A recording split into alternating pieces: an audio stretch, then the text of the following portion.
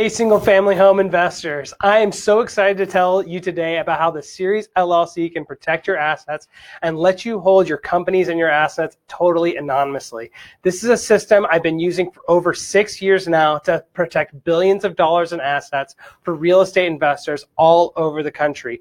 It also helps us minimize taxes, saving millions of dollars in taxes and fees every year and create the generational wealth that we're looking to pass on to our heirs and the people that we care about in our life. So I want to share with you a little bit about what we're going to cover here today. So there's 13 different modules that we're covering here today. We're going to start with the Series LLC. When you want to get more in depth about what these are, the best place to check that out is the royallegalsolutions.com website and one of our personal advisors with that. But first, let's get to know each other and make sure that we're a good fit, because even if I have the best information in the world and you're a really eager investor, we still have to make sure that we have the proper alignment of who you are, what your objectives are, and who we are as a company, and what my experiences have been as a real estate investor and as an attorney that can help you get to where you want to go.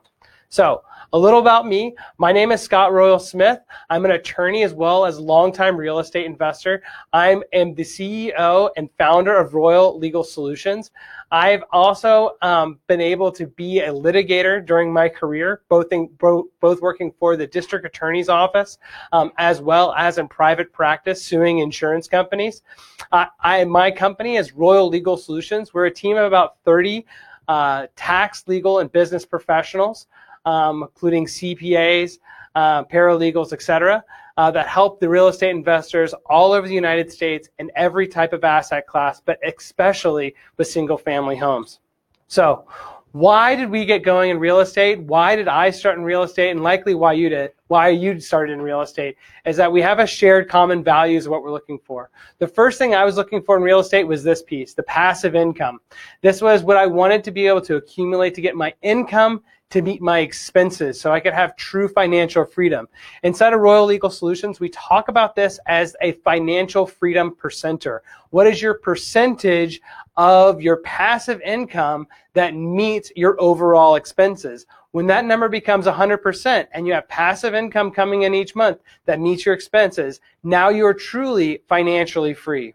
The next thing that got me involved in real estate initially was the leveraged wealth building that occurred only in real estate.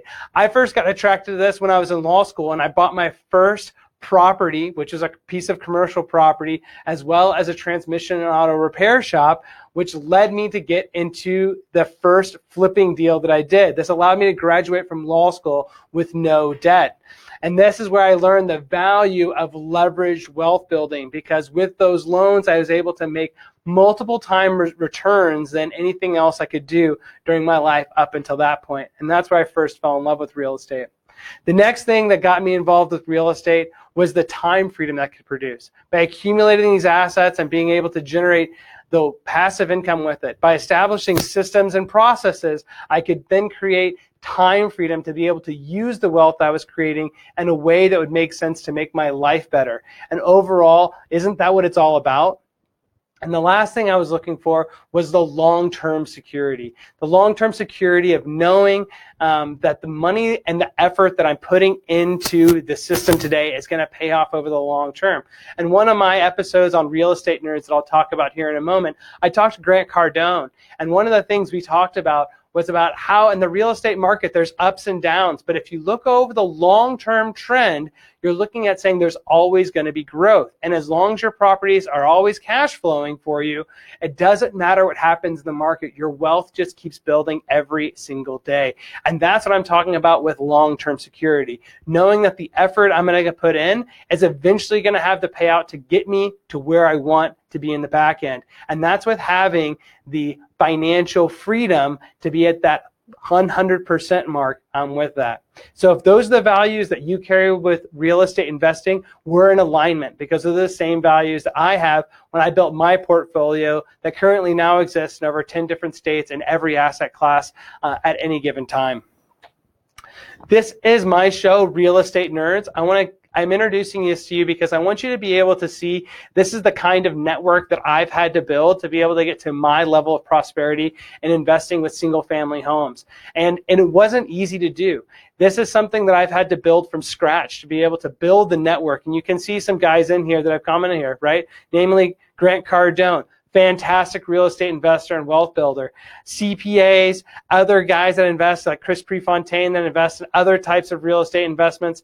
All of these guys I've worked through my podcast to be able to leverage the network I have to be able to create increased wealth. And what I do for real estate investors now is allow them the opportunity to join me in Royal Legal Solutions to benefit off of the network that I've built for all of us. The number one thing I've seen from doing the Real Estate Nerds podcast is that the patterns of success, of what makes great deals, what makes bad deals, what makes successful investors wealthy in the long term, is that they have to have a plan. And this is the high-level plan we look for at Royal Legal Solutions when we think about what it means to be a real estate investor. So when we have the plan, we said, hey, I want to achieve financial freedom. I want to reclaim my time. I want to protect my assets, and I want to build a legacy. So how do we do that? Well, we start at the top of this diagram. We call this diagram the Freedom Temple. And here's why. Because it produces real freedom. The first thing you have to focus on is your wealth creation. What is your ROI per dollar spent? So when you're thinking about this in terms of real estate investing, we're normally thinking about this in terms of the ROI on a property, right? When we're thinking in a much broader context, we're thinking of what's our ROI per every hour that I spend in a given activity.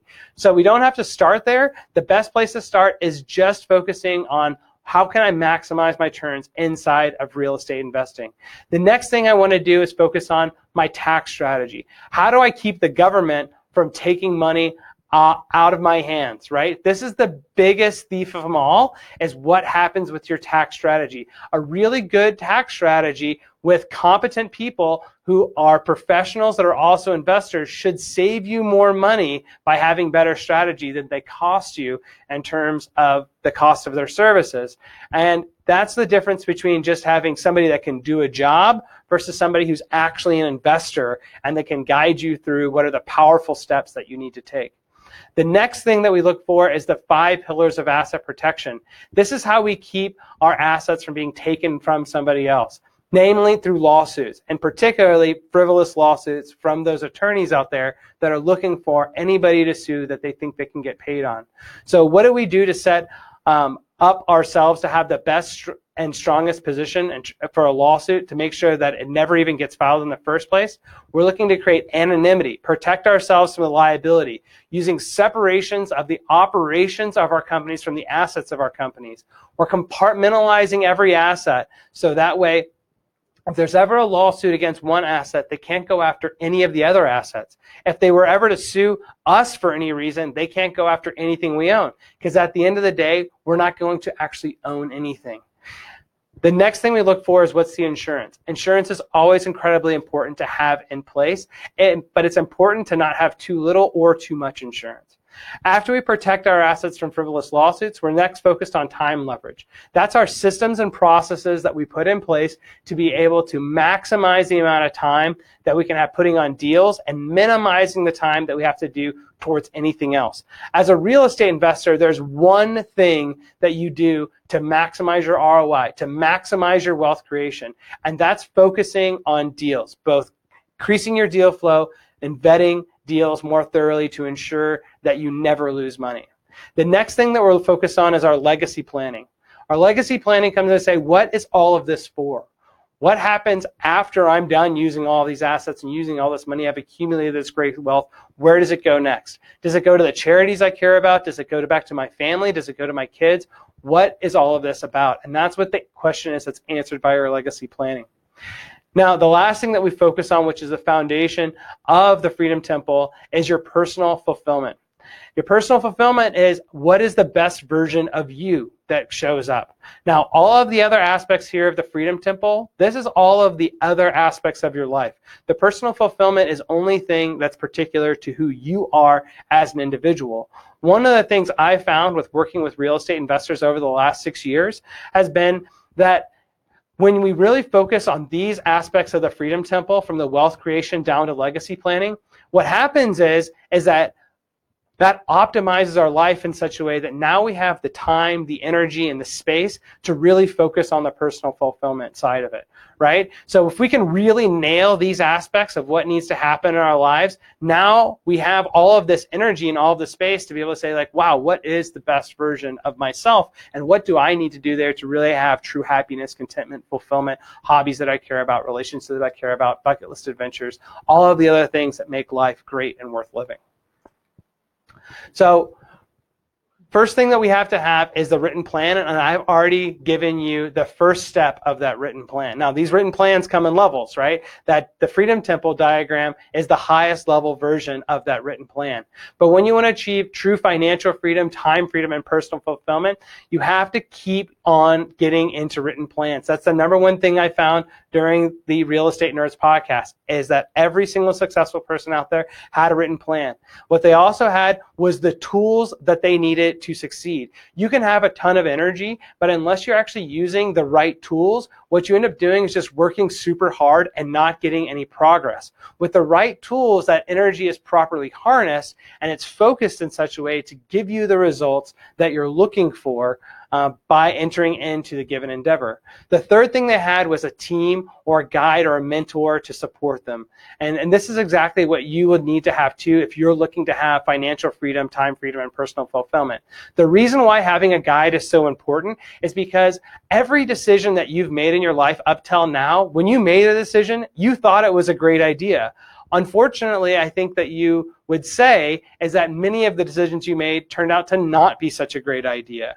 Well, the only way that you can avoid that type of process again is to have somebody who's walked the path before and that can show you the way. To say, hey, out of the thousands of great ideas out there, there's really only 3 that are really workable. And so let's try these 3 first and make sure that we at least do these 3 before we go to all of the other ones. Not saying not to do all the other great ideas, but when we're thinking about financial freedom, time freedom, and personal fulfillment, there's tried and true paths to success that all we have to do is duplicate. We don't have to reinvent any of the wheels. So in this process, you're Luke Skywalker. This is your journey of how do you achieve the financial freedom, time freedom, and personal fulfillment. We're Yoda. We're the person that's walked before that can show you, here's where you're at, here's where you said you wanted to go, and these are the steps that we've seen thousands of investors walk through in the past to be able to get there, and these are the paths that are most efficient. Now, the person that can thwart all of this for us is the frivolous litigation attorneys that are out there. These guys are the Darth Vaders. The reason why is because in this country, frivolous litigation is the #1 stealers of wealth. You can actually sue somebody in this country for an unlimited amount of money for little to no reason. And what that can mean is financial ruin if you end up on the wrong side of that litigation. But the great news is that we can put these frivolous litigation attorneys out of business by making it where they will never look to come sue you. So I want to tell you guys a little bit about some of the risk factors that come up when I look and see anybody that comes into our office and they're talking about, hey, I'm worried about making sure that my wealth that I'm building now is going to continue on throughout my life and be uninterrupted. I've developed these risk factors over the last 6 years, but there's one really crucial person that I want to talk to you about, and it's a friend of mine who lost over $3 million from a single lawsuit, and he was very well insured. What happened is that he believed that his insurance was enough to protect him because that's what he had always been told. He had liability insurance. He also had an umbrella policy in place. What he didn't know is that insurance only covers you from accidents. Then the law, we call that negligence. So anything other than a simple accident, the insurance companies never cover you for. So what happened in his case is that he was doing some business dealings, and then one of the contracts that he entered into, he said, hey, this is a bad deal. I want to pull out of the deal. And so when he pulled out of the deal, they ended up suing him for breach of contract. Now, he thought, hey, I'm very well insured. There's nothing that can happen to me here. But what ended up happening is that the insurance companies immediately denied coverage. They said, listen, we only cover you for accidents. We don't cover you for anything else. And he ended up having to fight the lawsuit and losing it and lost over $3 million in real estate from a single lawsuit. So There's a lot of things that he did wrong here, and we'll walk through each of these risk factors one by one as they pertain to him. Number one is that he owned all the properties in his personal name. So that made him a great target for litigation because they could see instantly what the value of his assets were, and that if they sued, that they were going to get paid out. And so that means that they're going to go ahead and file the suit immediately. The second thing is he only relied on insurance to protect him. So he only took that basic level of protection when he could have been using some of these other protection structures that we're going to talk about today that would have likely stopped the lawsuit completely before it even got filed, or would have ensured that he lost little to nothing in the case that it did get filed. The third thing is that he lacked compartmentalization. He had all of the assets in his own name. So all of the assets were essentially in one bucket, and so that way a lawsuit against him meant they could get after everything that he owned. Fourth thing that he did is that he had them all in his own name, so he had no anonymity. His information was publicly searchable to be able to find out what properties he owned, the value of those properties, the equity that's on those properties, and give that frivolous litigation attorney everything they needed to be able to continue on with a lawsuit. He also was personally exposed to the lawsuit. What this means is that he was entering into contracts in his own name. So that meant that they could go after him personally for everything that he was doing. Even if he would have protected the assets inside of certain structures, like LLC structures, entering into the transaction in his own name also put him at risk because they could have damaged his credit score. So he should have been acting differently, not in his own name for any of the business dealings that he was doing. The last thing is kind of a sleeper that a lot of people don't think about, and it's actually having too many LLCs and bank accounts to keep track of. This can be a number one killer because as real estate investors, especially single-family real estate investors, we're very focused on many activities in our lives. Banking, accounting doesn't seem to be one of the things that rank the highest a priority of what we are looking to spend our time doing. So if you can reduce the complexity of the number of bank accounts and the amount of accounting you have to do, the more likely you are to be in compliance. Now, we take extra steps for people in Royal Legal to ensure that they have compliance and the proper compliance in place. But I bring this up as a risk factor for anybody that's out there that says, holy smokes, I have way too many things going on. It is so much to manage. Well, not only is that a drain of your time, it's also very likely that you're not doing it right. And if you're not doing it right, the whole house of cards just crumbles down around you. So where does this get us to? This gets us to the idea of how do we become rich and how do we live like rich people? So out of my interviewing with thousands of real estate investors, what I've come across is that there's two major things that rich people have. Well, are things I should say they don't have. They don't own things. They don't.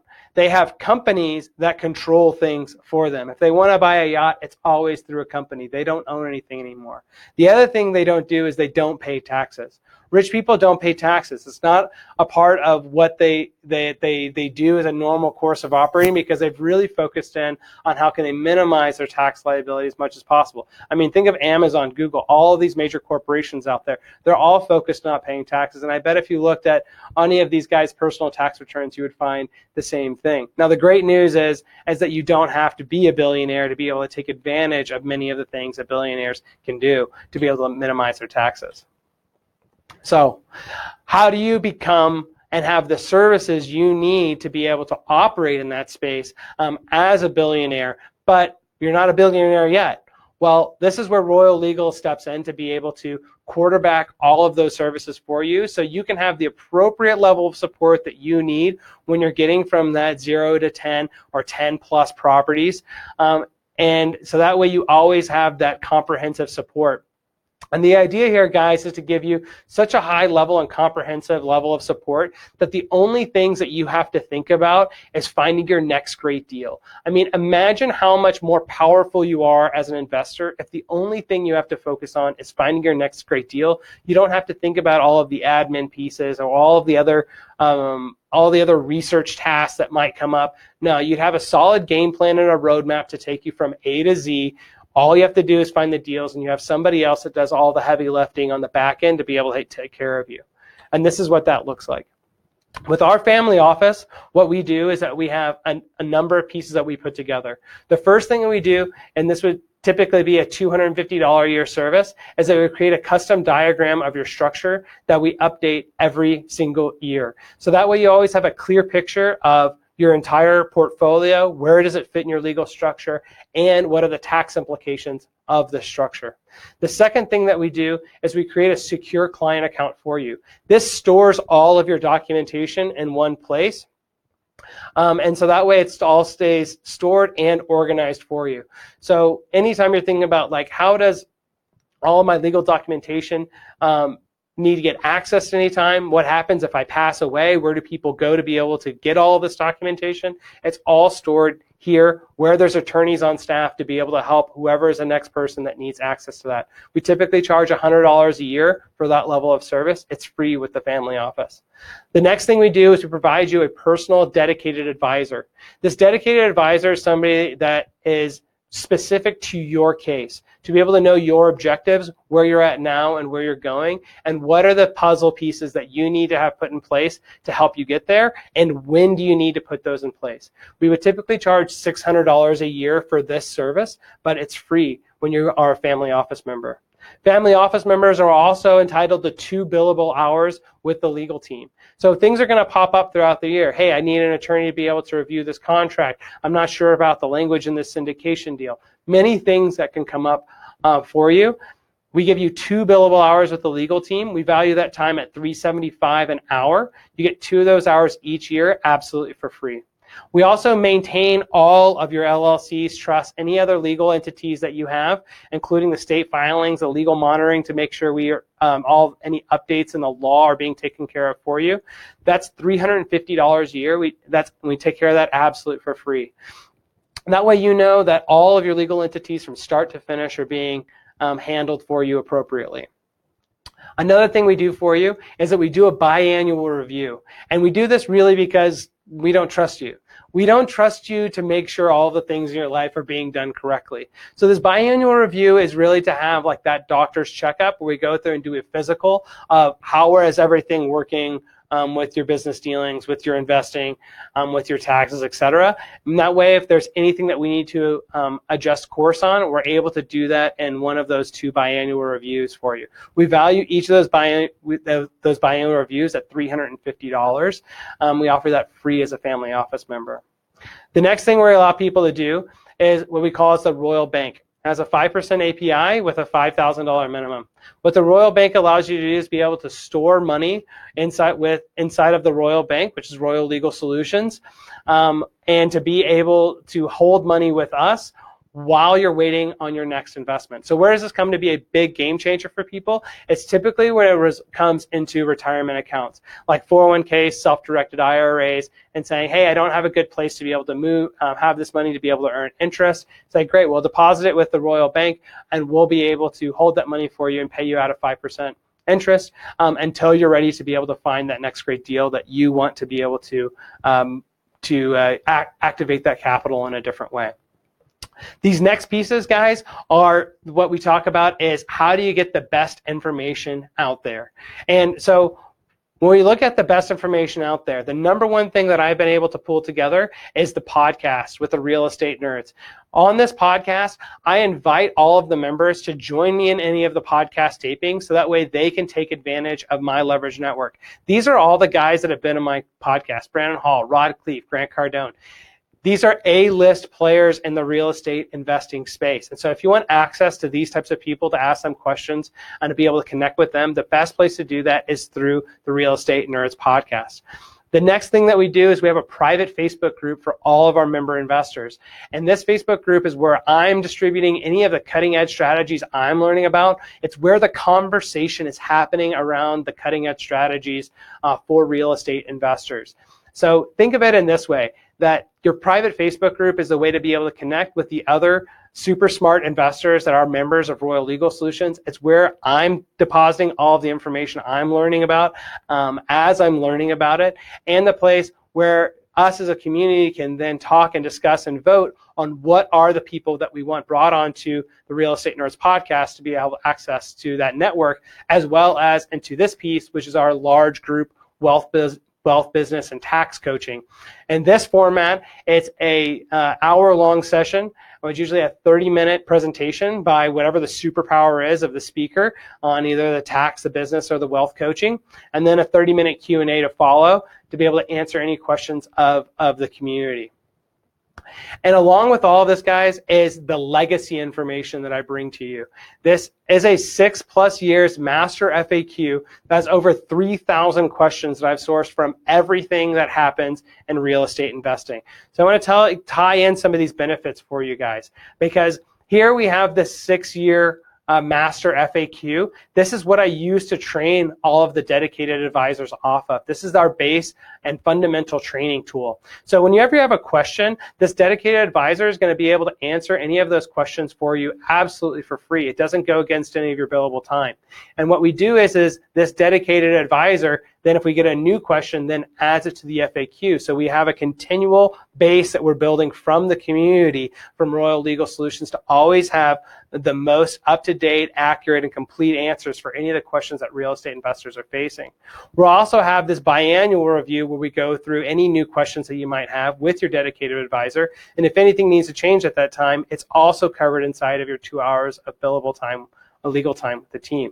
So you can see how all of these aspects work together synergistically. Now I want to tell about one final thing before we move on, and this is the Royal Legal Litigation Support from day one. Typically this would be a $2,500 a year charge, and what this is this is a membership to say if litigation happens to you, right? You're ever involved in a lawsuit. Me and my litigation team represent you along with your local counsel at absolutely no charge. It's all included inside of your family office. So when that lawsuit ever happens, you're not scrambling to try to figure out what the heck do I do next? I just got this lawsuit. All you have to do is notify us, and then we pick it up and take it and run with it from there to make sure that you're going to be taken care of and that you have the best possible litigation defenses and litigation strategy right from day one. What happens with it. So you'll never have to worry about any of these aspects ever again. Now, guys, the sum total of all of these pieces that we round up together is over $9,000. So my question to you is what do you think $9,000 in value would be worth to you on a monthly basis? So think about that for a second while we continue on with the rest of the presentation. So again, we've broken this down by item. As you can see, it's $9,222. And these are a little bit more details into this if you wanted to pause the video and be able to read a little bit more about what's included in each one of these separate offerings that are all included for one low monthly fee with the family office. So guys, the next step that I had to do to build my own, real estate investing and to get things working for me was develop my own network. And my network is something I'm willing to share with you as a family office member. So these are the biggest pieces to my network that helped me create this one-stop shop for real estate investors, because it was also what I needed to create for myself. The first thing I had to do was partner with a title company and 1031 exchange company to handle all of my transactions for me from start to finish. So that way I didn't have to worry about how that was going to get quarterbacked for me. I could just offload that to them. They would take care of all the title preparation, all the 1031 preparation, and I would be good to go from there. The next thing I had to worry about was my information security. As my wealth grew, I became more at risk. So I had to become more security conscious on what information was out there about me. So companies like DataTree are the ones that litigation attorneys use to be able to pull that information, and I can show you guys more about that here in a second with how that happens and how they use this tool to be able to target you for litigation. The next thing we had to do was partner with CPA firms that were real estate specific CPA firms for tax strategy and CPA services. We've partnered with a number of CPA firms, including Nick Aola CPA, and we only partner with people that provide professional services that are also real estate investors, because I know the value of having people that make money the same way I make money on my team, and I think that you guys will appreciate that value as well. We also provide asset protection. So LLCs, S corporations, anonymity trusts, Delaware statutory trusts, all of those pieces into how do you protect assets from lawsuits and how do you hide your name from the public record. We've also partnered with whole life insurance companies like New York Life to be able to use tax leveraging life insurance policies that also have great death benefits to ensure that my family is going to get taken care of after I pass away, and make sure that they have the best possible tax strategies by using these whole life insurance policies. We'll also partner with farmers in terms of liability insurance. That way we have a dedicated representative that's going to be able to help all of the members to be able to grab liability insurance as they're acquiring properties or otherwise needing to change insurance providers. The other thing that we have is that we provide legacy planning. Legacy planning is usually estate planning, living trust, healthcare powers of attorney, durable powers of attorney, and we'll cover that more here in a minute. But it's everything that you need to be able to ensure that your wealth passes appropriately to the next party. We've also partnered with Credit Suite and other funding and loan brokerage programs to be able to in-house what all of the lending and access to capital mechanisms are out there for real estate investors, to be able to increase the amount of deal flow they're able to do. We also have IRA and 401k custodian relationships for anything involving the retirement accounts to be able to take care of that all underneath the one-stop shop. And then we also have wealth building strategists such as I'm Wealth Partners. Now, this is not financial planning. It's not about being able to break apart like, oh, I have this much money in stocks and this much in bonds or whatnot. These are deep dives into where do you need to go for long-term wealth building. Typically for people that are in the $500,000 and up net worth range, does it start making a lot of sense to be able to have a partner that's like this that can really take much deeper dives into what you're doing that are not just your run-of-the-mill financial planners. We've also partnered with real estate coaches like Jason Hartman and other coaches to be able to provide additional education above and beyond what we offer with the Real Estate Nerds podcast and our own group coaching.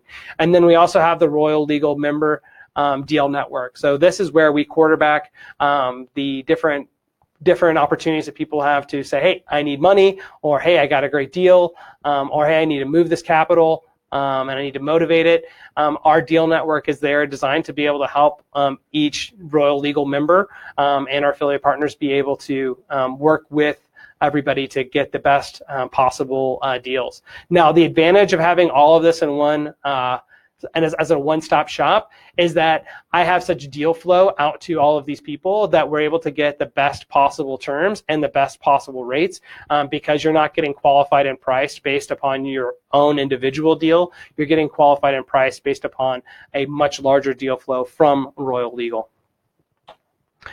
So I want to make sure that we're all a good fit before that we continue any further. So I'd like to introduce you to what other single-family investors think about us and ways that you can kind of check us out to make sure that we're a good fit for you. What we've done here is that these are all LinkedIn recommendations from various members of Royal Legal Solutions that have raised their hand and say, hey, listen, anybody out there that wants to reach out to me and talk to me about how great Royal Legal is, I am more than happy to talk to him about them. So we have Axel here. He has nine properties in his portfolio. His goal, he says, hey, I'm all set. I'm looking to retire. You can see this is his LinkedIn profile, and this is what he left us as part of his LinkedIn recommendation for us. Same thing with Brendan. Brendan's got 9 properties. Here's his LinkedIn profile, and here's his recommendation. Brendan's out of California here, and loves what we've done here with the asset protection structures.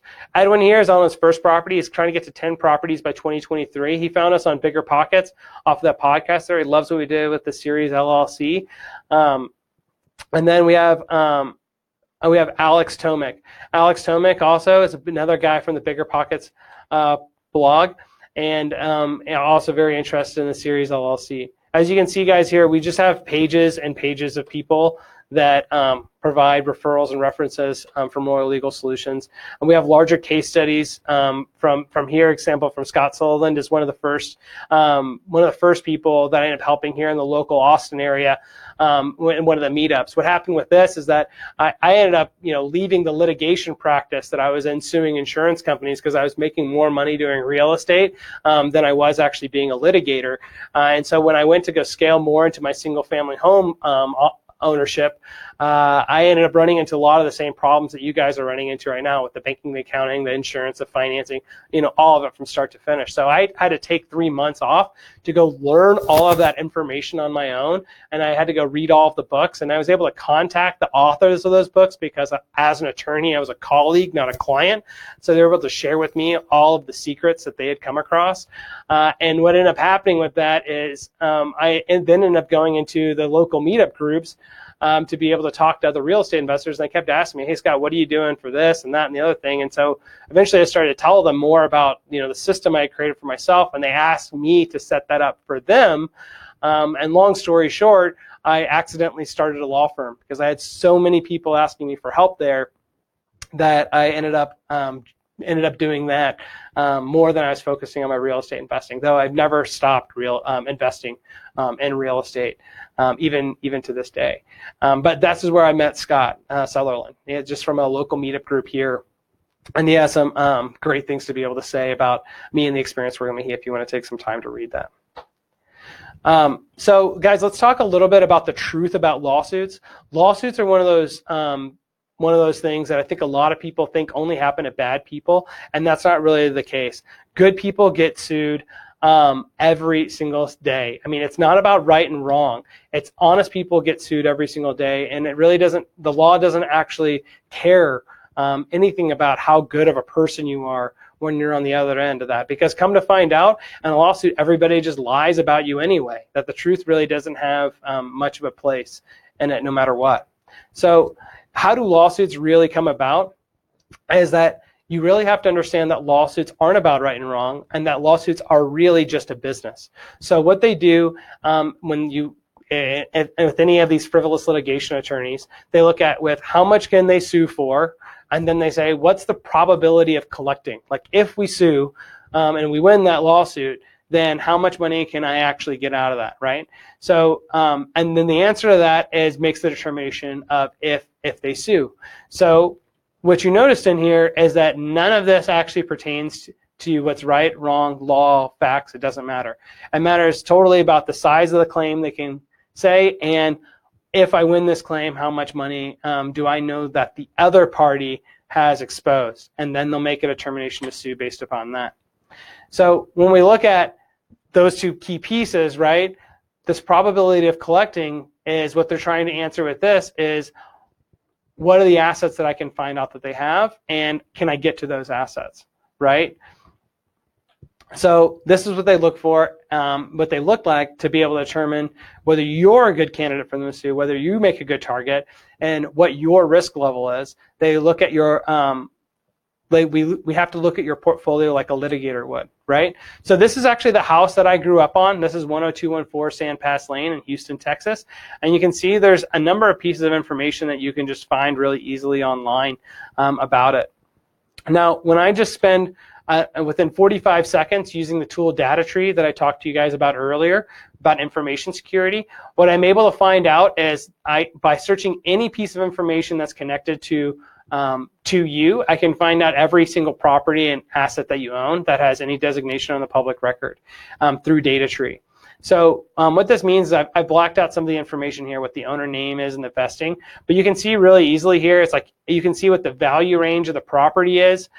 You can see what the mortgage is on it, what the estimated equity in the property is, and this estimated equity is the big number, right? That tells us what we think that when we sue and we take that asset, how much they're going to get. Now, this is a piece of real estate. It means they can't hide it either. So a litigator looks at the real estate and it just makes their mouth water because they know that there's nothing you can do once they file the lawsuit. Because once the lawsuit's filed, it's already too late.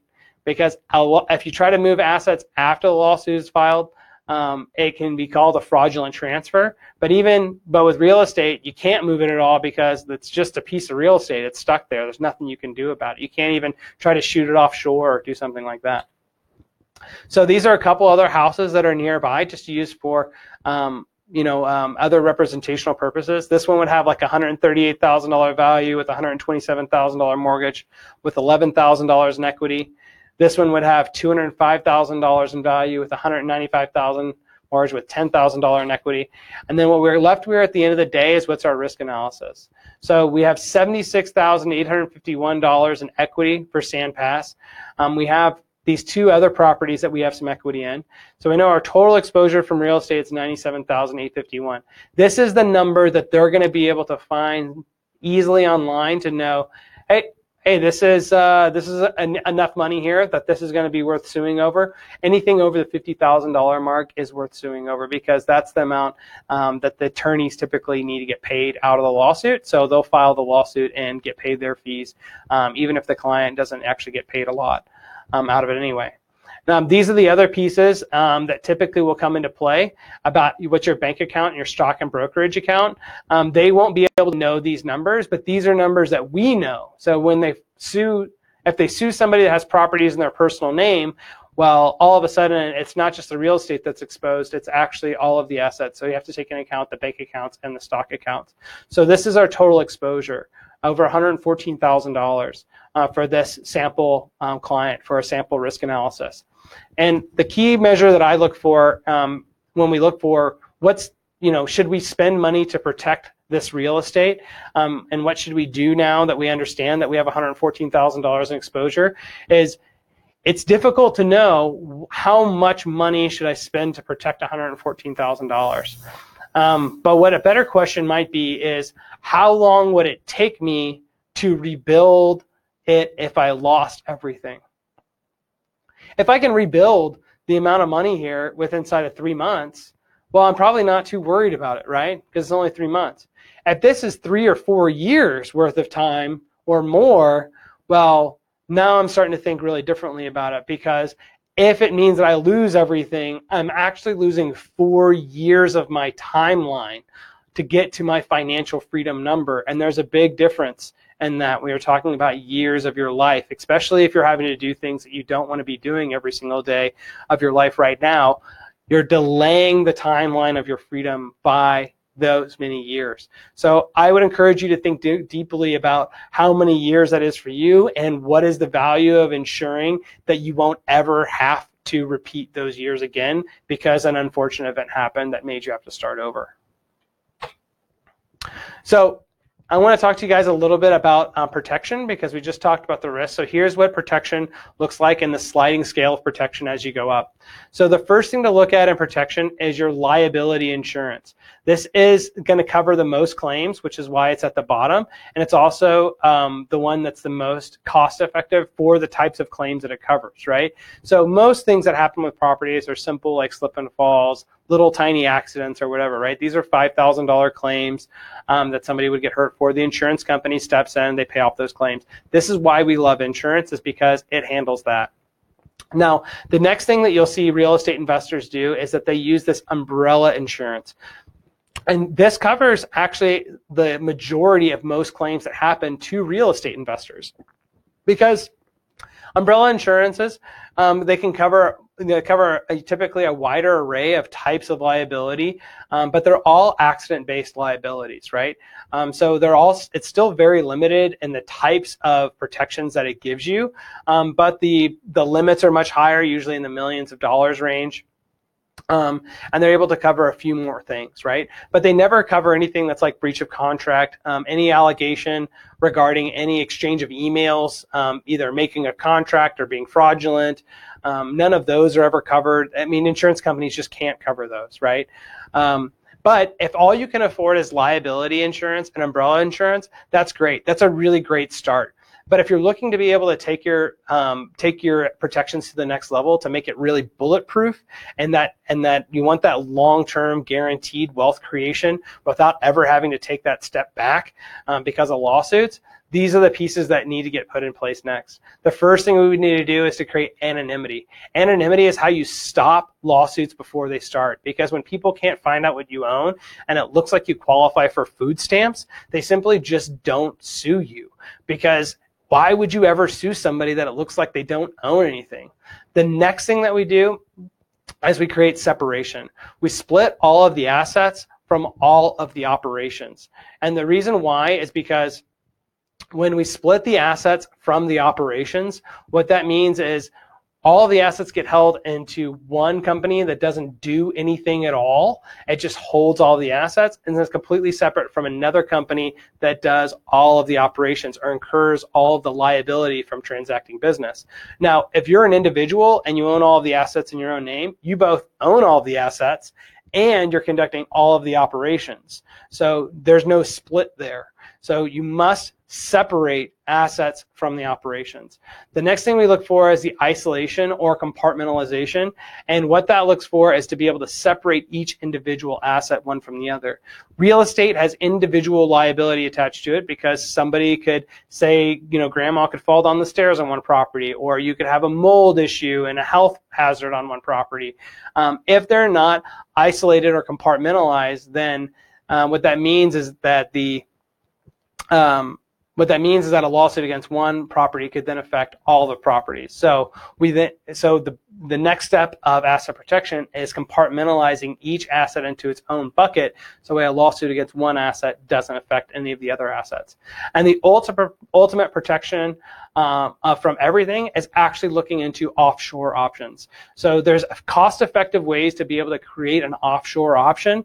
So that way, if you absolutely can't lose your net worth or any significant part of your net worth, that there's always a way to move it outside of the jurisdiction of the United States to make sure that you would absolutely not lose that. Now as we look up this pyramid, these are always scaling in terms of cost as well, right? And these insurance pieces are the lowest forms of cost and protect against the most common types of risks. And as we move up the ladder, things become more expensive and protect against smaller percentage chances of the types of risk. Now, what's important to keep in mind here is that when you're first starting out as a real estate investor and your net worth is low, you don't need an offshore trust, right? You need to think about what's the appropriate level of protection for where you're at right now and where you're going, right? And that's part of what having an advisor is going to help. As a family office member, your advisor is going to be there to help coach you through that, what's going to be the appropriate place for you. So the big thing about insurance, guys, is that it's the most commonly used and it protects against the most claims, but it's also the one that people have the most reliance on, and they shouldn't, because insurance companies are effectively in the business of collecting premiums and denying coverage, and that's just essentially their business model. And in fact, I know because I used to sue insurance companies for doing just that and not paying out claims that they should have paid out. And the only thing you have to look for that is look for the hurricanes, right? Look for any type of big natural disaster that ever comes through. The first thing the insurance companies do across the board is deny coverage, leaving everybody to sue the insurance companies to force them to pay out. Now, this is a business, and that's fine that they're a business and they're a profit-seeking corporation, but what's important to know with that is that they serve a really important function. We want them to be able to be there to pay off the small claims, but we just don't rely on them to protect our net worth when we can take control of that protection ourselves. So don't use insurance as just a blind trust vehicle, to say oh, I can just trust that the insurance companies are going to be there for me. I have client after client who ends up in a situation where they had over-reliance on trust, and now they find themselves in extremely expensive litigation because they didn't adequately protect themselves, and they came to me after the fact. And what that leaves me for is very few options. If I am able to help somebody beforehand, and we're able to get with them beforehand, what we're able to do is put them in a situation that even if the insurance company denies coverage, the clients still lose little to nothing. And so then the insurance is a mere convenience. It's not really there to serve for actual protection. When somebody comes to me after the fact and there's not any asset protection put in place and there's just insurance, the client is in an impossible position because the insurance company isn't covering the claim, and now they're being sued for hundreds of thousands of dollars or more. And what's at risk is the client's entire net worth if they lose this litigation. So it means that they're in a very very vulnerable position, and it's also a very nerve-wracking position. Sometimes for years, they can drag on into this very stressful place of living while they're under attack, and the fight or flight response is just always triggered inside of them. And if you know anybody that's been through litigation, ask them about those stories of what that's like. And it's unanimously one of the top 3 worst things that ever happened to them in their lives. It's up there with divorce as being one of the worst things that can happen to you. So all you have to do to avoid all of that, though, is just have asset protection measures put in place in addition to your insurance. So here's where we have our anonymous Series LLC. This is a part of our asset holding company, and you can see here inside of the pillars that this is how we use to create anonymity, shelter liability, create separation, as well as compartmentalization of the assets that we've been talking about so far today. So well, I like to use a Texas Series LLC. The only good places to form entities in is Delaware, Texas, Nevada, or Wyoming because of the charging order protection that exists in those states. And charging order protection is how you're able to move from somebody being able to sue you to being able to get to the ownership interest in your LLC. And those 4 states, it's where the strongest charging order protection is. Delaware actually led the charge in the very beginning of it to be able to pioneer the strongest asset protection laws. This is why initially everybody went to Delaware and they started using Delaware, and then formed these LLCs in Delaware and then used them everywhere else in the United States. That's why Delaware LLCs became so popular initially. And then Texas, Nevada, and Wyoming all followed suit to be the strongest states in the country for asset protection. Of these 4, any of them you can use to form series LLCs. You can form them there and use them anywhere. Of those 4, I like Texas because Texas has no yearly fees associated with it. So there's a little bit of cost savings into using Texas. Now, I see a lot of things online that try to throw a lot of hate onto the Series LLC, and we'll just take those one by one. The first thing I see is that there's no case law regarding a Series LLC, so we can't know if it's safe. And my response to that is if they could have, they would have by now. So over the last 20 years that we've had Series LLCs, there's not been any court cases, even though the Series LLC has been in thousands of lawsuits. If somebody could win the court case by challenging the Series LLC, they would have gotten a huge payday in prevailing. So why are there no lawsuits from these profit-seeking litigators out there? Do you think they're just being benevolent and not attacking a structure and making more money? That seems very unlikely, doesn't it? It probably seems a lot more likely that the structure of a Series LLC is actually so strong and so clear that there's nothing there for them to attack. And so therefore, you're not going to find any court cases on it now or in the future. The second thing is I hear a lot about is people say, well, the Series LLC isn't recognized in other states. Well, first of all, that's just wrong because what they probably mean is that you can't form it in every single state. There's only 13 states where you can form it. That number is always increasing. There's only 4 states that are any good, which is the Texas, Delaware, Nevada, and Wyoming. But the reason I know that that legal argument is saying that it's not recognized in other states is wrong is because the full faith and credit of the Constitution protects it. So when any business entity or any state has a law, right, like the creation of a business entity is a type of a law, the full faith and credit of the Constitution says that it must be respected among the several states. So this is why people formed Delaware LLCs and used them everywhere else, is because they knew that if the Delaware LLC was sued in Kentucky, Kentucky would actually have to look back at Delaware law to find out what are the protections underneath Delaware law for that entity. Now, that LLC, it's underneath the same rationale that a Series LLC is a law. It's created in the different states, right? Fully formed there, and that if it was ever sued or brought into court into another state, that the court would have to do the same analysis that they've done for many, many years now with looking back at the home state and finding out what are the protections are for that law. And the big piece with this is that the LLC is in the Series LLC is just an LLC with a caveat that it can form new child series. And these are very well defined underneath the law to be able to say what are the protections of a child series. There's pages of litigation written onto it to build it to fully flesh all of that out. So it's very, very clear, but it's also just an addendum to the creation of an LLC. And in fact, even a lot of the filings for these are very similar, but they just have an addendum that's put into the filing itself. So there's really no reason to think that this is something that's new or different in any way, shape, or form. So we've already talked about number 4, which is there's a long history of forming Delaware Corps and using them in other states. So here we should feel totally fine about using a series LLC, which is just like an LLC with a caveat, forming it in one state and feeling comfortable that it's going to protect us in the other states. And we've already also hit upon that point that says that where the critics would say it's not recognized, they really just mean they can't form it in the other state. But that argument is actually irrelevant because by analogy, I also can't form a Delaware LLC in Texas. I can only form a Texas LLC in Texas, but I can form a Delaware LLC in Delaware, and I can use it in Texas.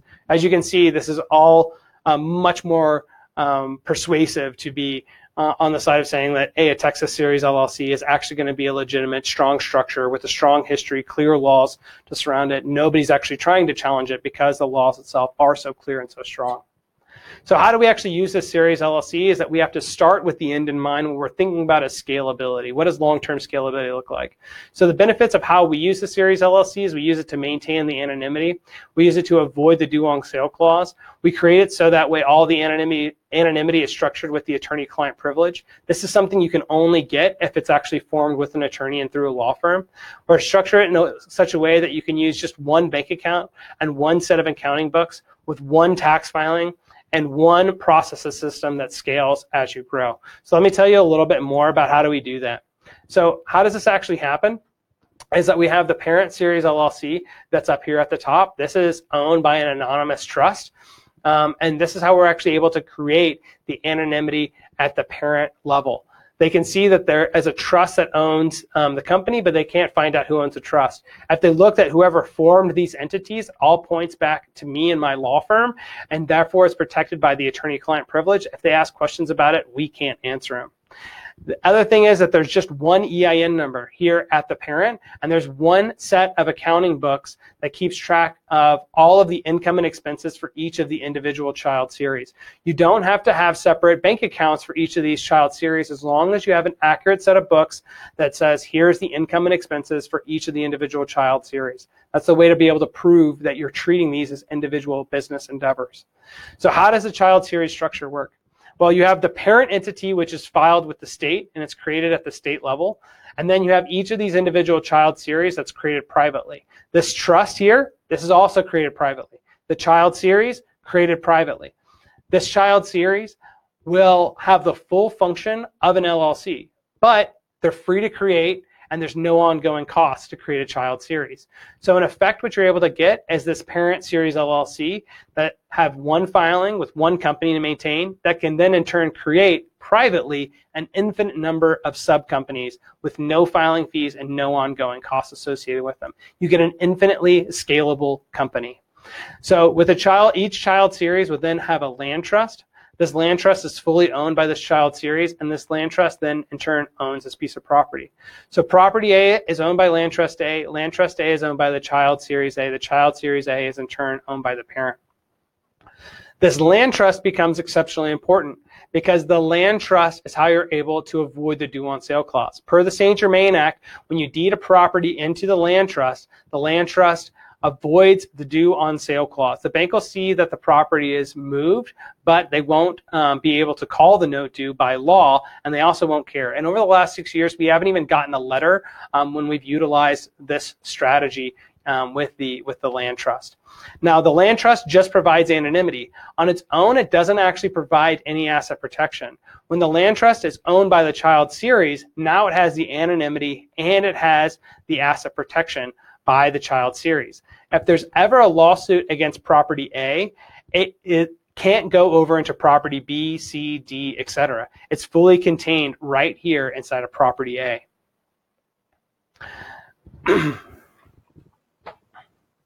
So what happens when you need to acquire a new property? So you can still, what we recommend you do is that you acquire any of the new properties you have using conventional financing. This is the same thing as if you had all the properties, if you have all the properties in your personal name right now, we would just use this exact same strategy. Whereas you have the property in your personal name, then we deed that property into a land trust that's then owned by its relative child series. So this is true for all the properties you currently own, but as you move forward and for those first 10 properties, so you can max out the number of conforming loans you have, you would purchase the property using the conforming loan and then deed the property into the land trust after the fact. Now, it's really important that when we do this deed, that this is a warranty deed or a deed that contains warranties, because that's how you're able to preserve the title insurance.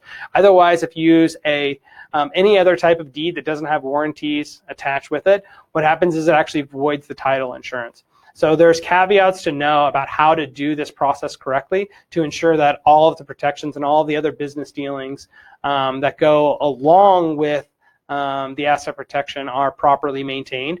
And you'll get the benefit of that because, you know, I had to do this for myself originally. I've been doing it for real estate investors all over the country. So when you need to refinance a property, the best rates that we've been able to find with refinancing properties are done either inside of somebody's personal name or a single purpose LLC.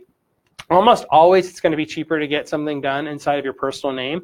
So what we do is we have the property that's located here and property C or B, C for example in this case, right? So what we do is simply we deed the property back to your personal name, refinance, and we deed the property back into the land trust. Now, a lot of people will see this and say, hey, Scott, well, when I transfer the properties from my personal name originally, and then I transfer them now into the land trust, how do I know that this is actually preserving my real anonymity in place here? Because aren't they going to see that my name is on the record and there's bouncing back and forth? And say, yeah, they'll be able to see that your name's in the record. But what happens is that I'm not concerned about that for a couple of reasons. Number one is that I always structure this to look like that there's an actual sale of the property to the trust. Number two, litigation attorneys are worried about and most concerned about what can they know for sure, right? So when there's anonymity that's put in place in here that removes the personal name off of the record, it increases the amount of doubt that they have or decreases the amount of security, whatever way you want to look at it, that they're going to be able to get paid off of that lawsuit. Number three is if they decide to sue you, they guess wrong because you don't actually own the asset anymore. The land trust and the child series then owns that asset. And that's what ultimately what I'm relying on is the protection of the child series. I'm not really relying on the anonymity. I'm using the anonymity as a smokescreen to be able to prevent the lawsuit from ever getting filed in the first place by creating so much doubt and insecurity that doesn't even make it make sense for them to even spend that $5,000 initially to file the lawsuit. So the reason that this is great for the refinancing piece is this allows us to still maintain great financing rates, be able to get access to cash when we want to, use the conforming loans. We get to leave all of our other infrastructure intact, so this deed process becomes very cost effective and very cheap as opposed to having to pay full rates for what deeds are because we've already transferred this property once. So it's just a simple name change on the deed. We can use that warranty deed to be able to transfer the property back into the trust. And this is all part of what we can do to maintain anonymity and protection and still be able to make all the financing moves that we would need to. All right, so that took care of the Series LLC. That's our asset holding company. Now we need to talk about the traditional LLC, and this is our operating company. So here we're going to be talking about liability as well as separation. So here, as you can see, is we have our Series LLC structure with the anonymous trust, child series, land trust here, and properties that we have. So with the traditional LLC, sometimes it's referred to as shell because it doesn't have assets associated with it. It just handles operations. But it's a company that doesn't own assets by design. And this is your operating LLC. So this is the one that's going to collect the funds, to hire the contractors, enter into agreements, otherwise just be your face to the world. The reason that this becomes really important is because this is the company that's going to own everything. This is your vault. It holds all of your properties. It can hold all of your cash and all of your stocks here inside of the parent Series LLC level. Anything that doesn't have individual liability attached to it, that can all be held here inside of the parent. Now, when we look for the operating LLC and the anonymous trust, we only need one of these no matter how many assets we're acquiring and doing. We just want this to be the buffer between us and the rest of the world. The reason why is that if I do business in my personal name, all of a sudden, if somebody sues me, it damages my credit score. So if I have this operating LLC in place, it's going to help me protect my credit score to make sure that I can always continue to do business. Okay, so let's talk a little bit about how the money flows through this type of organization. We have property A that's going to pay rent out to a traditional LLC.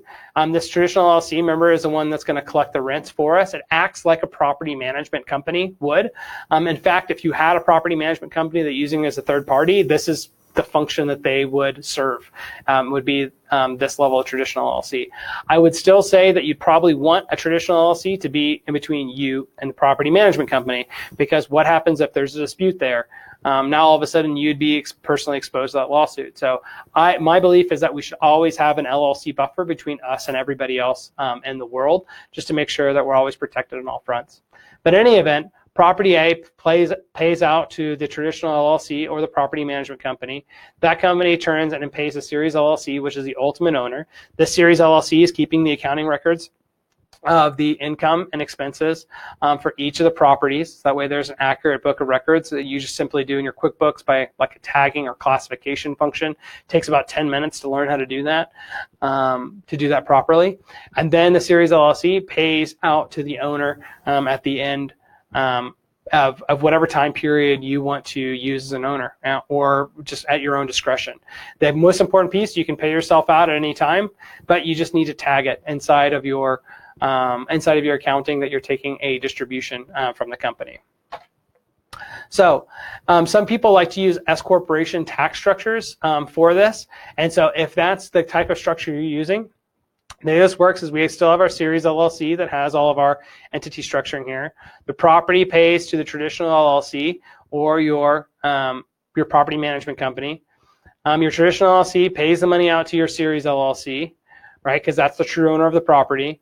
Now the Series LLC is paying money out to the traditional LLC by a fee that's charged to the traditional LLC. Oftentimes this fee is equal to the amount of profits created by the entity ownership here, right? So after you take away all of your deductions, all of your write-offs, all of your depreciation, etc., you're going to be left with a certain amount here that's going to be as profits that you're going to need distributed, or you may want to have distributed to you. And those can either flow through to the Schedule E of your personal return that we'll talk about here, or what you can do is actually have this move through an S corporation and have the money divided between dividend income and employee income, which can help save some people taxes depending upon your particular tax situation, which is why it's going to be important for you to talk to one of our CPAs to find out if you're losing 10% of your on your tax rate because of not taking advantage of this type of strategy. However, if you don't use an S corporation tax election, with the way this works is very simply, property A pays out to the traditional LLC pays out to the Series LLC then has this income that it's paying out to you, the owner, and then you're taxed as a usually on the Schedule E of your personal return as a disregarded entity, as long as you're single or married. And this is all true unless you're in a separate property state. In separate property states, married couples have to file a joint tax return. Now, if you have unmarried partners that are using the Series LLC, so that's for anybody out here that's saying, hey, I got me and some buddies, and we're going to be buying some properties together. The way this would work is that you have the rent that's paid out to the traditional LLC. The traditional LLC then pays to the Series LLC. The Series LLC issues K-1s to all of the members, and the Series LLC will then file a joint tax return on behalf of the partners. And each of the partners here will also have to file their individual returns as well.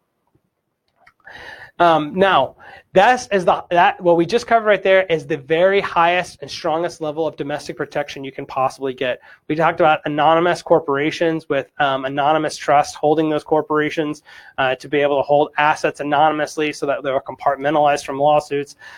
Everything is outside of our personal names. That way a lawsuit against us can't affect any of our companies or our assets, that it's all structured by a law firm and protected by the attorney-client privilege. But even in that scenario, there is a lingering question question of saying, is a domestic only plan enough? And if you have over $1 million of net worth that you absolutely can't afford to lose, I'd recommend looking at an offshore option that we have available at Royal Legal Solutions. So the first thing that people run into when they look at offshore options is the foreign asset protection trust. Now, these have been one of the most widely known type structures, but they have a lot of cons. Now, the pros that are in place is that that they're extremely strong, right? There's over 35 years of case history supporting them. You have to prove. There's a very high bar of proof to be able to go after a foreign asset protection trust. It has to go beyond a reasonable doubt. The offshore jurisdictions can't recognize any U.S. judgments, so they have to relitigate those cases in whatever the offshore jurisdiction is. In that offshore jurisdiction, they actually have to pay those attorneys in those offshore jurisdictions hourly out of their own pocket. Those attorneys are not allowed to accept contingent fees. There's a very short statute of limitations, so they have to bring the case very quickly. After they finish the lawsuit here domestically, they have to then relitigate it very quickly in the foreign jurisdiction. And this is actually the best protection in the world. Now, the cons to it is that it's $30,000 and up to set up and has a $5,000 to $10,000 a year annual. Now, there's an offshore trustee that is going to control your assets. And so you have to be able to know that you're going to have confidence in that. There are great offshore trustees that I have relationships with and that the company Royal Legal has relationships with to be able to help with that. But that's something to just keep in mind. It also requires annual filings for the Form 3520, 3520A. And it also has, the FATCA compliance that you have to do for that, which is essentially more expenses that you have to pay for your CPA for those filings. And the big thing to keep in mind here with the offshore trust, with the foreign asset protection trust, is that typically most people only use it for 4 years. So what happens is that people get stressed, they get scared, then they set up the foreign asset protection trust, and then said, oh, I get tired of paying this thing, and then they wind it down, right? So sometimes they come in to be a huge help, but a lot of times they end up being set up and never used. So there's also another option when it comes into what do you want to do for trust protection for the domestic asset protection trust. And that's been around since 1998, and about 16 states have this option. It's easier to set up and maintain than the foreign asset protection trust, and it uses a lot of really familiar U.S.-based jurisdictions, right? So the foreign asset protection trust, you're talking Cook Islands, Nevis, a lot of places that are offshore. But with the domestic asset protection trust, you're looking at the several states inside the U.S. and it's more affordable, which would be the biggest benefits of it. The cons to it is that how effective it is really questionable. Sometimes it works, sometimes it doesn't. You get really activist judges that are able to kind of throw the law out when it comes to these to kind of get the ruling that they want. So you still have to give control of the trust and the assets, which can make a lot of people uncomfortable. And the maintenance costs are usually $2,000 to $5,000 a year domestically. So, but is there a way to get the best of both options? The strength of the foreign asset protection trust, but the cost effectiveness of a domestic asset protection trust. And this is where the bridge trust came in, which has for the maximum protection, which is affordable for the 1 million plus net worth individual. And here's what the offshore trust with the bridge trust gives you. It's very simple maintenance. There's minimal costs, much less than a complete offshore option, and you always will have absolute control of the assets. You are able to then direct the assets for it without the use of the trustee. So the unique benefits is that you don't have to do all of these things that has to happen with the foreign asset protection trust. You don't have to do any IRS filings of any kind. You don't have to do the 3520, 3520A. You don't have to do any of these other disclosures, and there's no requirement of the foreign trustee. So you're still able to have all of the benefits of the foreign asset protection trust, but without all of the costs. Now, what happens is because this is the foreign asset protection, the bridge trust is something that is fully registered offshore, but it's domesticated. So what happens is when you have a crisis event, now the entire structure then becomes activated. It can become activated overnight, because all the registrations are done, all the red tape's been already put through. But that's how you're able to avoid having all of these extra costs on an annual basis. So when the crisis event occurs, now you're able to then activate everything. But the whole time, you as a client are able to maintain direct control as the trustee. Now that once that the trust activates, that's now everything gets transferred over to the foreign trustee to be able to then take the appropriate actions at that time. And what the big advantage of this is because it also will help you avoid any fraudulent transfer rules if you establish the trust proactively. Remember, we talked about fraudulent transfers earlier, right? That's if somebody sues you that anything you move after the fact is considered a fraudulent transfer. Well, the key verbiage is if you move it, it's considered a fraudulent transfer. When the bridge trust is set up ahead of time with the foreign trustee, the crisis event occurs. Now the trust fully activates. Now this foreign trustee actually has the powers to reach in and move those assets from where they're located domestically and move it offshore. So you didn't move any of the assets, right? That trustee then moved all of the assets. And so now there's no longer a fraudulent transfer occurring. So there's some extra pieces in there, but to be able to know about that I just covered, but just so that you're aware about some of the mechanics of how this works for your follow-up discussion with your advisor. So the bridge trust, the major pros are it's the effectiveness. It's just as effective as a foreign asset protection trust. It's a reasonable cost to set up. It's a $25,000 cost with a fixed annual of only $2,100. There's no compliance, no 3520. There's no tax return. You're, as a client, are able to be the trustee, and you're in direct control of all of the assets unless it's triggered, right? So up until there's a crisis event, you still maintain control of everything in your life. It's almost as if it doesn't even exist until that point. Everything just kicks in once the crisis event occurs. So the cons is that it has to be done correctly within a very experienced law firm, and it has to be properly funded and connected to your domestic structure. And that's the piece that we are able to help ensure are done correctly for you. Great. So that takes care of everything regarding estate planning or asset protection. Now I want to talk to you guys a little bit about estate planning and what generational wealth looks like to be able to create it. So there's some key pieces with estate planning that we look at. We look at these two documents, which are the two documents that relate to what happens when you die. What's going to happen with what happens with your assets. These two documents over here, healthcare power of attorney and durable power of attorney, these are how people can help you while you're still alive. So the living trust is the most important document when you die.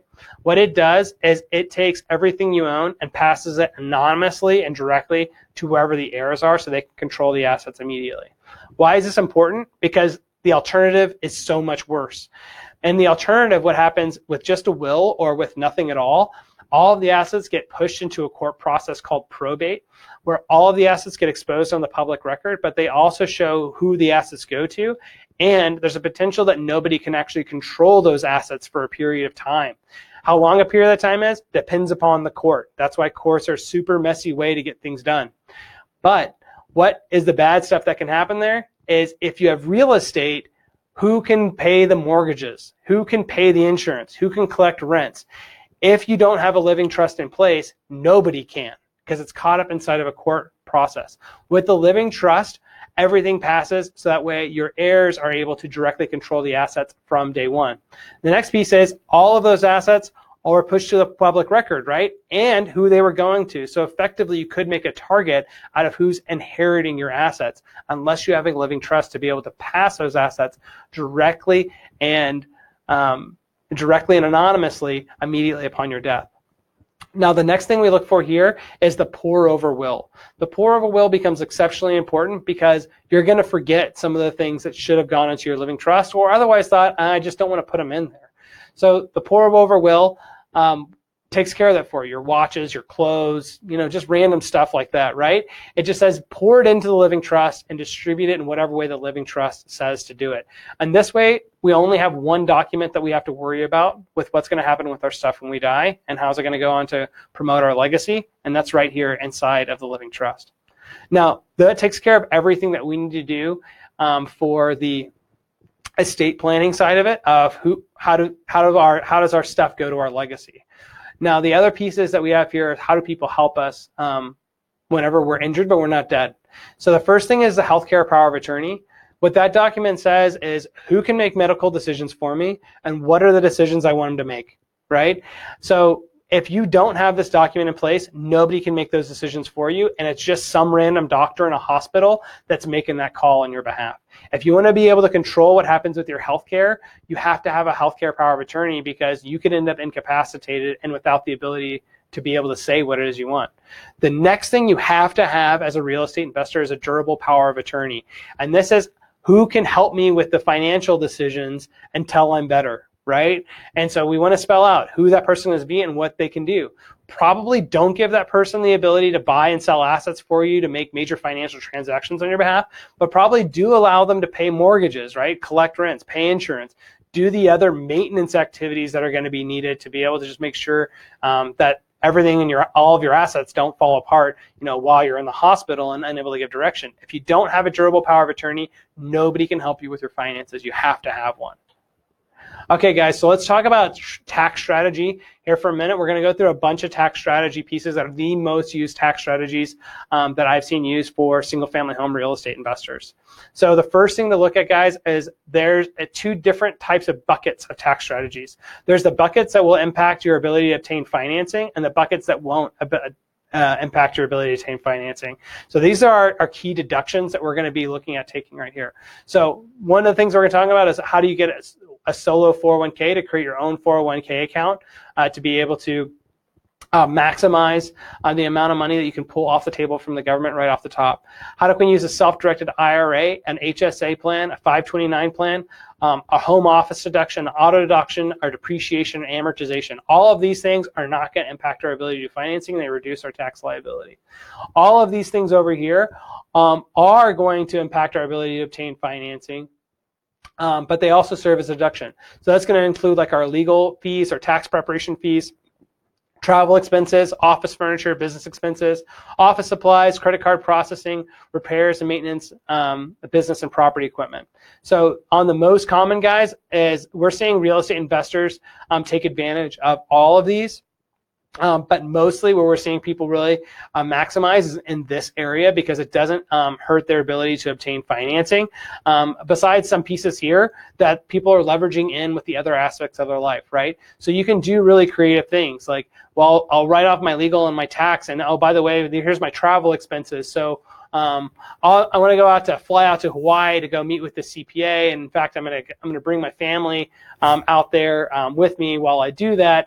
And I'm gonna have a meeting on a Friday and a meeting on Monday. And now the whole weekend turns into a tax write-off because I had to be there for the whole weekend, right? So there's some really creative things that you can do to layer in your existing expenses as business expenses, and it's a completely legitimate thing to do. So let's talk about the solo 401k for a little bit.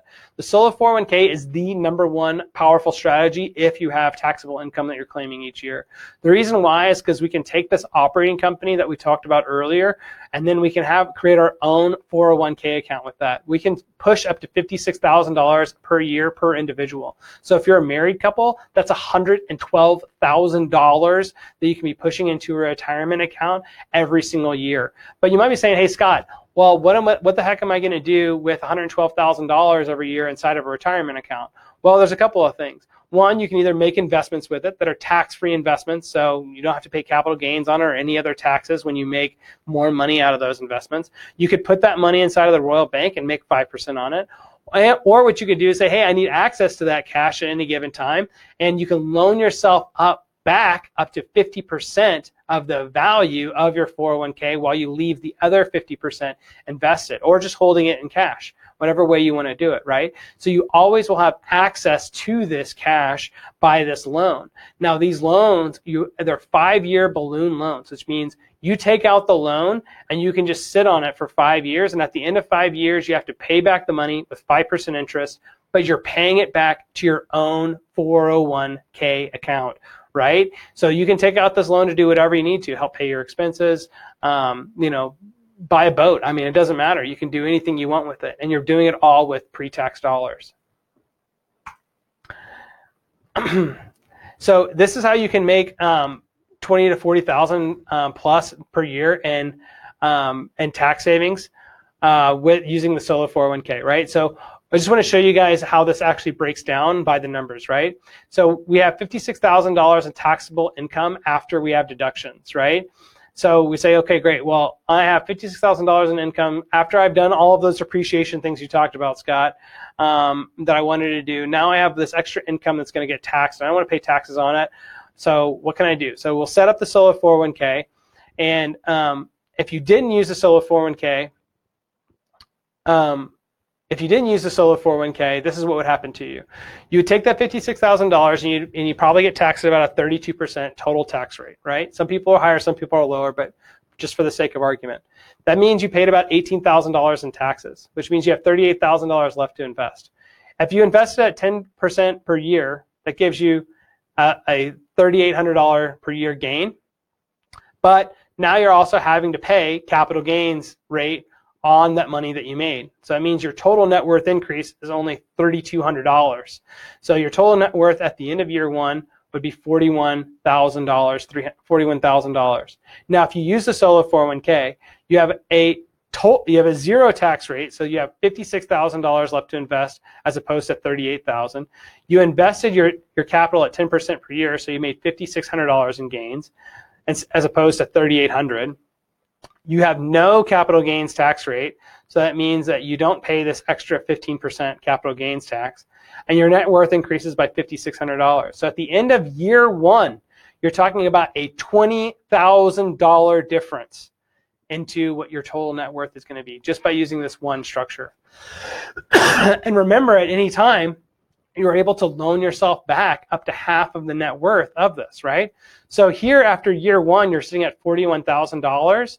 Or what you could have done at the end of year one is take this $61,000, loan yourself back 30, and leave the other 31 left to invest, and be a much richer person in the process. So let's also talk about self-directed IRAs. So one of the things that's great about the solo 401k is it gets you up to $56,000 a year. Self-directed IRAs get you another $6,000. So you're up to $56,000 plus $6,000, so you're up to $72,000. So what you're able to do is you have your operating company, said it made $50,000 that year, and you want to use a self-directed IRA. You're typically using an LLC or a trust structure that's owned by the self-directed IRA, so that way you can use checkbook control. And then you're able to invest tax-free or loan out money. Now, there's some restrictions in this on who you can actually loan out money to. You can't do deals for yourself, and you can't do deals for your immediate family. These are all called prohibited transactions, and we're here to help you guide through that to ensure you don't run afoul of that. But you can still put $6,000 every year into your own IRA account. You can cut the checks out of that IRA account yourself when you combine it with an LLC or trust to give you checkbook control. So I like this HSA account because it gives me an extra $3,500 a year. That's all pre-tax or tax deductible, and it works just like a Roth IRA. Oh, sorry. So this HSA account, it's all pre-tax or tax deductible, which allows me to use it just like an IRA. So what I can do is that each year I can just go ahead and take an extra $3,500, and I put it into a health savings account, and now I can use that health savings account for any of my medical bills that I have come up. So you have to have a medical plan that has, I think it's above a $1,350 deductible associated with it, as per the current laws, and then you can have all of your HSA account to use pre-tax dollars to pay for all of your medical benefits. And this just rolls over year after year after year, right? So now you have like this big nest egg of pre-tax dollars that you're able to use for your HSA and for any of the medical that you would need that could pop up on you. Great. The next thing to look at is a 529 plan. This is like a Roth IRA. It's using post-tax dollars. And this is everything else we were using was using pre-tax dollars. So with a 529 plan, we're using post-tax dollars. We can contribute up to $15,000 a year. This is going to allow it to grow tax-free, and you can invest in many different things with that $15,000. You can use it for covers a K through 12 and college education. Most of the time, it makes sense to use it for the education in the later years of your life because well, that's when we've had the opportunity to make the investments to make that money grow. So if you're looking for your kid's future, always look at setting up a 529 plan, investing into it aggressively, and then using that money to make the future investments you're going to want to make, because all the gains you're going to make in there are going to be tax-free as well. So the next thing to talk about here is the designation of a real estate professional. So if real estate investing is your sole gig, or if you have a full-time job, but maybe you have a stay-at-home husband or a stay-at-home wife, this real estate professional designation is going to be a great mover for you. What it allows you to use is your depreciation, other losses from real estate to offset your other income. So when we think about real estate, a lot of times in the very beginning of the real estate investing career that you always have a lot more write-offs and depreciation that a lot of times you can take advantage of with the income you have, at least from the income directly from real estate. But as being a real estate professional, you can use all of those extra losses and depreciation and those write-offs to be able to offset all of your other income that you have. So then all of those depreciation losses, etc., that would just normally go to waste, now we can actually use them. So if you have a stay-at-home or real estate investing as your full-time gig, this is a great strategy to be able to do that. This becomes exceptionally powerful for people that are the high self-employed or 1099 income earners. What you're able to do is I strongly suggest you consider looking into commercial or multifamily investments where you can use cost segregation, accelerated and bonus depreciation to help avoid paying taxes altogether. The special caveat that you're able to use with commercial and multifamily investing, in addition to your single family home strategy, once your income is ramped up on that side of it, is that you're able to collapse a ton of depreciation in just to a couple years. With those investments, with the commercial and multifamily investments from the strategies I just told you about. And so that way you're able to essentially never have to pay taxes as long as you can line up more deals and then accelerate the depreciation off of them. And you just keep getting into bigger and bigger deals, accelerating the depreciation, using that to offset the gains, and continue to run that just like you would like a 1031 investing strategy. So major things you have to do if you want to become a real estate professional, it's more than 50% of your services that you do during any given tax year have to fall under what they call as like material participation. And what that essentially breaks down is what they're looking for is how much of your time each year are you actually focusing on real estate to be able to designate yourself as a real estate professional. And they also have a piece in here about 750 hours. So if you have a full-time W-2 job, right, you're probably not going to be able to say that you are a real estate professional, right? Everybody else has some wiggle room. If you have no other job that you're doing, then you're probably going to be able to do that and not have a problem with it. There's no income requirement for being a real estate professional either. It's just the amount of time. So you have to ask yourself what's reasonable and the amount of time that I would have available that I could, if I was ever asked by IRS, what's the reasonable amount of time that I would be able to state on here that it's true and accurate, but also even more importantly, reasonable, because reasonable tests are what they use to be able to determine whether you actually get audited or not. Audits are determine whether it's actually true. Great. So here's what we talked about so far. We talked about saving all of this money from taxes into your from your various the tax savings strategies that we talked about here. And in the real estate professional election, I'm not sure exactly how much that's actually going to save any particular person, because that depends upon their investing strategy. But this is a huge mover as well. This number here of solo 401k is, we looked at, it's $56,000 per individual, $112,000 for married couples. We're able to see people that can really hit this $65,000 figure pretty consistently while maxing out what they wanted to do with their other accounts. So if you have even more income that you want to grow at the 5% APR tax-free, well, that's where we start having the Royal Bank come into play. So if you have an investment accounts that you don't know where to make, where to deploy that money to be able to start earning interest inside of your solo 401k, your self-directed IRA, that's where we're going to step in to be able to help you with that. So I also want to introduce you guys to another strategy. This is for the high income earners that are out here, guys. This is the whole life insurance policy. It's known as a rich man's IRA. This is going to be able to get as another option to be able to return about a 5% return over the lifetime of the policy. What happens is that this policy is going to be able to grow at about a 5% return because you're going to overfund it. You're paying more in premiums than the minimum, and then the returns that are given onto this policy over the long period give you about a 5% return, and it grows tax-free as well, right? If you ever need cash from this policy, what you do is that you take loans out against the policy, and now the policy, has a cash value, and then it also has a loan at a smaller amount that comes out of it, right? The best part about it, guys, is that this is giving you a 5% return on your investment from the money that you put into it, but you get this huge death benefit that goes to your heirs absolutely for free, and all the meanwhile you're able to take cash loans from the policy directly if you ever need that cash out of there. Okay, great, guys. So I also want to talk to you guys about how we're helping people finance properties. So we have an in-house loan broker, and here's one of the big secrets to share with you guys for homeowners and investors, is that we like to see our investors use what's called the Dave Ramsey approach, which is a first position HELOC, and this is be used to be able to pay off your primary residence within 7 years while you're holding it anonymously and holding it protected, and just save you a ton of money on your interest payments. So this becomes like really, really important because if you ever have an unexpected life event, you need to make an investment, you can access all of the equity in your primary home or in any one of your properties instantly, right, with these home equity lines of credit.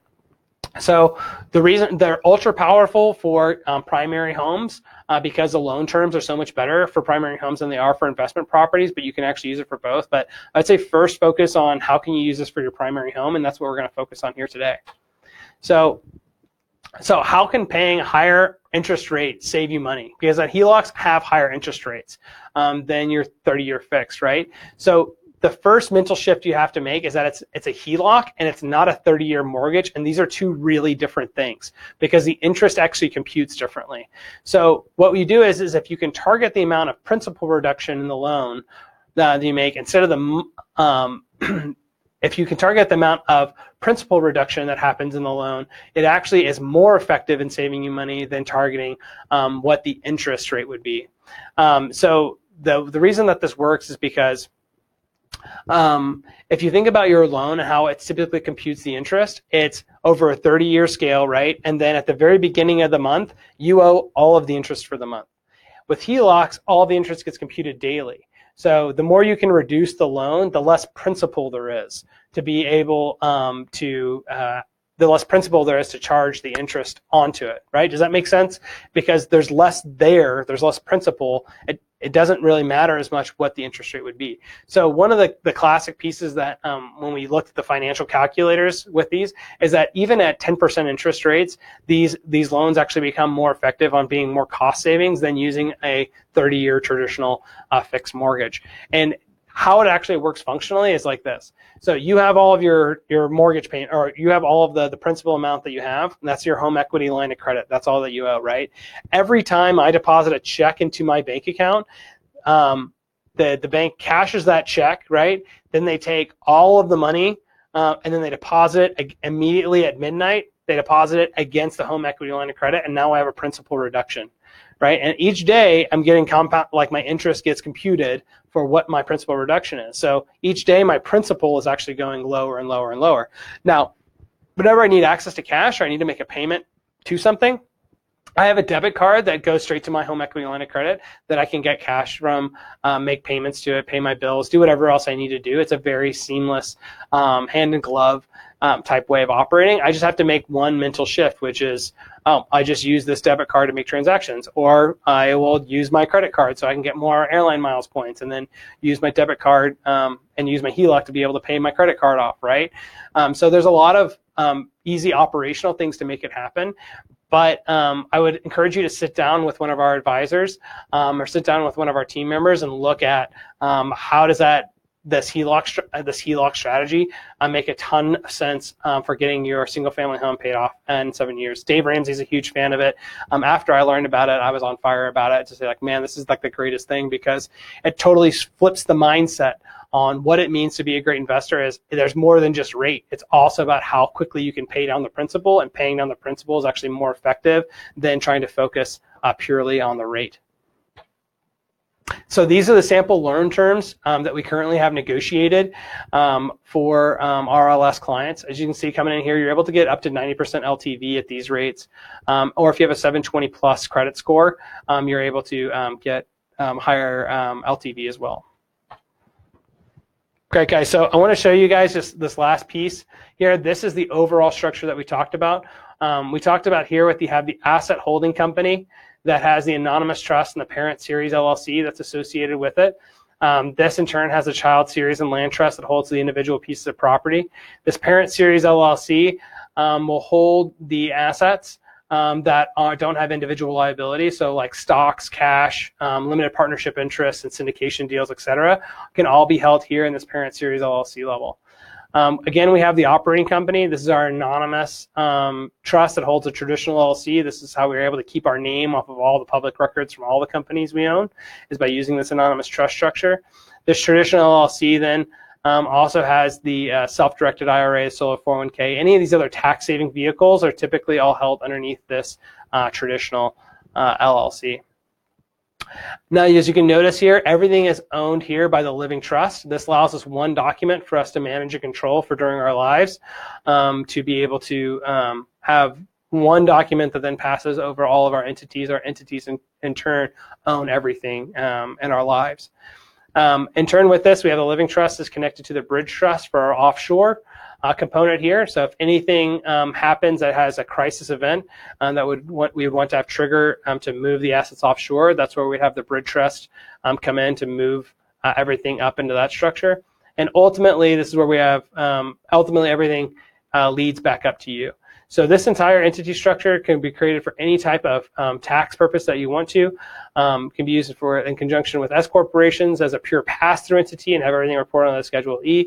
Whatever you and the CPA work out to be able to say this is going to be our ideal tax structuring for all of the complexities of your life. It's completely flexible to do that. This structure can be used in any state inside of the United States. We use it in conjunction with these land trusts to be able to avoid foreign entity registrations and able to be able to having to pay fees to other states, because the land trust is technically holding title to the property, not the LLC, so we don't have to pay any of those extra fees to those other states for that purpose. Everything in here is with the theory to streamline all the operations as much as possible. And this is a sample of the diagram you receive as part of being a Royal Legal Solutions member that's customized for your particular situation. So a special offer that I'm able to give to everybody is when you become a family office member, you get a couple of perks, right? So not only do you get access to all the great things that I talked about in family office from before, we also, and if you sign up for services inside of our your first your pitch meeting that goes into that, your plan, your proposal meeting, whatever you'd like to call it, we give an extra 10% off at that point. The reason that I'm telling you about that now is because this is an incentive we have that encourages you to learn, right? We want you to really learn about everything that it is that we offer, everything, all the strategies that we do, everything that you would think you would need to know about to be able to know if we're the right fit for you and what are all the products are, et cetera. And the way that we do that is by giving you an incentive that says, when you're ready to come in for the formalized proposal as part of what you have with your family office, in conjunction with being led by an advisor throughout that process, and you're ready to say, okay, great, I'm actually ready to look and see, like, what is this actually going to, what does this need to materialize in?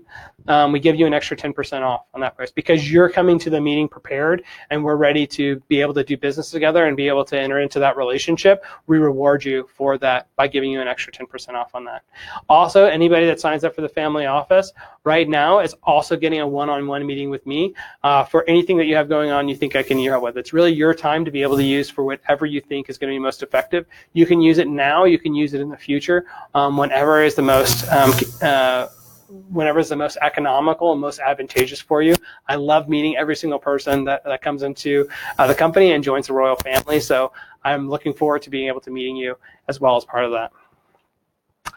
So what do the next steps forward look like for you? So the first thing we'd like you to do is to be able to, if you can please take the quiz so we can have the basic information that we need to start a meaningful conversation with you about where you're at now and where are you going into the future.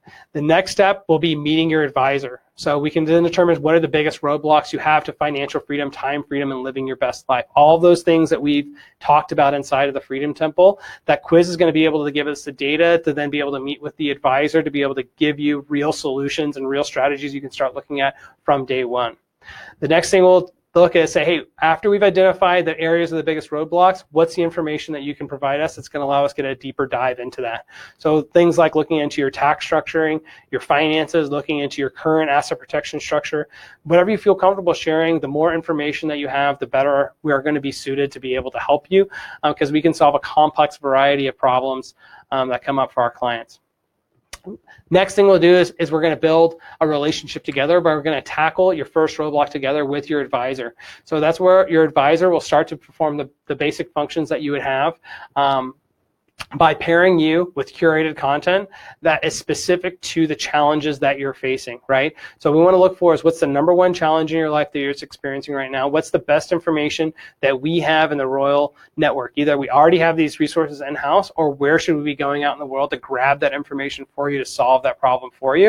And you're going to find that we're going to be able to do that very, very effectively given our network with the deep context that we have from the coaching, from real estate nerds, from the podcasting, through the thousands of real estate investors we have as members currently. We have a very effective way of being able to solve any of the roadblocks that you have in your life right now. And then we have a formalize a relationship. And this is where you're going to discuss with your advisor about what are the best ways that we can help you achieve the financial freedom, time freedom, and living your best life in a meaningful and objective way. And what are the ways that we can help support you in that path and what that's going to look like in terms of a professional relationship. So all you have to guys do right now is just click the button to get a price and get started with being able to take those next steps and fill out the quiz so we can start having that meaningful conversation to help drive you forward to your financial freedom, time freedom, and personal fulfillment. Again, my name is Scott Royal Smith. It was a pleasure speaking with you here today. I hope you have an opportunity to be able to look at some of the case studies as well as some of the testimonials and referrals that we have coming up. So that way you can get a better feel of whether we're the right fit to move forward in business together. We've been helping single family investors for over 6 years now everywhere in the country. So I feel confident that we're going to be able to help you wherever you're at and no matter what you're doing.